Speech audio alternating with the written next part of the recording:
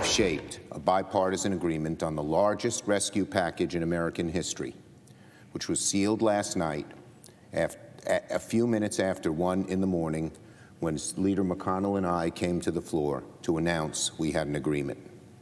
It was not a moment of celebration, but rather one of necessity. There's a Senate Minority Leader Chuck Schumer a bit earlier saying help was on the way for Americans after the chamber apparently reached a deal on this massive aid package, and it is massive. This is stocks are back in the green for a second day, a day after the Dow had its largest ever single point gain ever. Could be up 15 percentage points in 2 days. White House economic advisor Larry Kudlow with me now. Larry, nice to see you, and thank you for coming back here. Good afternoon to you. I understand there's a glitch in the language. I don't know. Can it be worked out or not at the moment? Republicans say they've got an issue with it. It'll be worked out. It'll be worked out. If it's what I think it is, you're referring to what? Unemployment compensation? Yes. Yeah. It will be. The incentive to lay off workers, apparently there's a correction in language that's needed. Larry, for our viewers, here's what's in it. $500 billion in assistance for corporations, $15.5 billion in food stamps, $130 billion for hospitals, $150 billion for local governments, $46 billion for the airlines. Where do you start? Well, the total package is $2 trillion of direct assistance.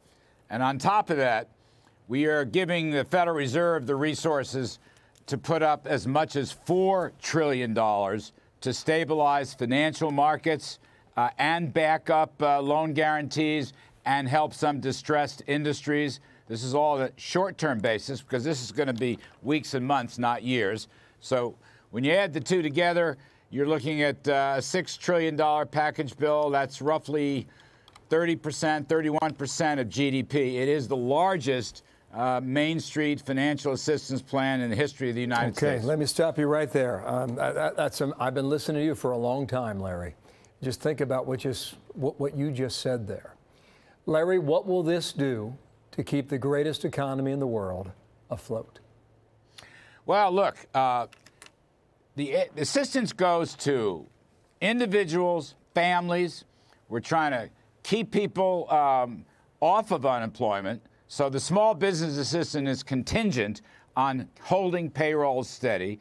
But, you know, you can't have a job without a good business. So on that point, we're guaranteeing loans to these small businesses, taking up their expenses, lost revenues. We're going to try to make up for that.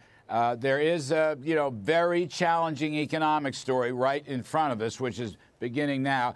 Individuals, look, there's $500 billion of assistance, direct checks, as well as unemployment compensation, which really equals wages. In some states, it may be above. I think that's what the little glitch is about.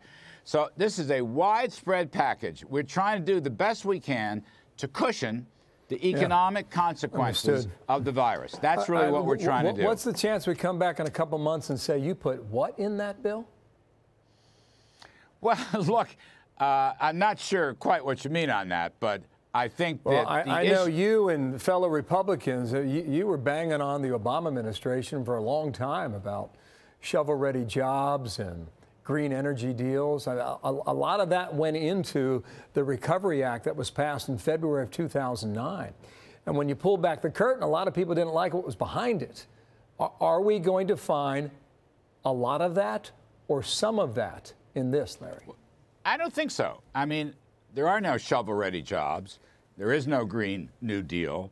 This is aimed directly, I mean, it's targeted directly, Bill, at individuals, at families, at small businesses. That's the key point here. It is targeted directly at them, either through direct assistance or tax incentives or both. And let's not forget the Federal Reserve piece, because that cushions the entire economy and stabilizes the financial markets. We're seeing better trading, as you noted, in the stock market. That's a good sign. There are credit market issues. But look, we are helping everybody. I mean, don't forget, you've got deferred income tax payments. That's a new wrinkle on this kind of story for at least 3 months. You've got deferred payments on interest and principal for student loans. You know, that's been a burden. And if the youngsters aren't working, we want to help them out. In fact, generally speaking, let me just say this. Generally speaking, if you're not working either because you're sick or because you get laid off.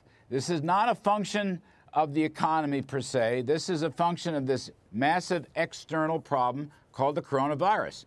And this is also temporary relief. I want to emphasize that. We believe, and I hope prayerfully this comes true, we believe we're talking about weeks and months, not years. So there are big differences from the prior I've got 45 packages. seconds, lightning round to you. What's the jobs number tomorrow look like, do you think? Yeah, it's going to be a very large increase in the weekly unemployment Is it claims. millions, or what is it, Larry? What do you think? I'm not at liberty to say. That'll come out at 8:30 a.m. tomorrow, but it's going to be a very big increase. Everybody in the market knows that. Okay. Will the House pass this that's on the table right now, yes or no, Larry? I believe yes, it will. Yes, the House will. They're on board. Thank you, sir. We'll check in tomorrow. We will see where we are then. In a week. Bill Hemmer, in 1 week, we put it. this package together with the help of the Congress. That's a good thing, seems to me, to help Americans get through this. Thank you, sir. We'll talk soon. Larry Kudlow. Thank you.